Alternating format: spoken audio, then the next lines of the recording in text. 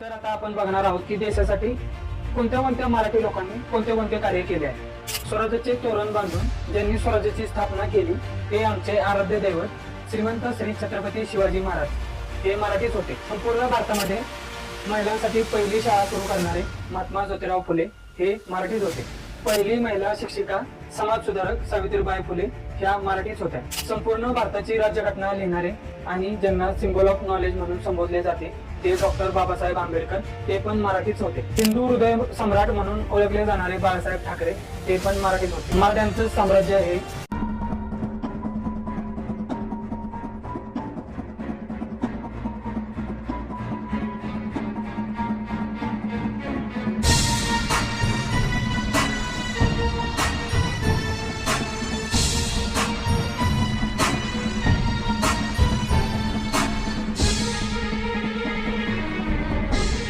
अटक पासून कटक पर्यंत होतं.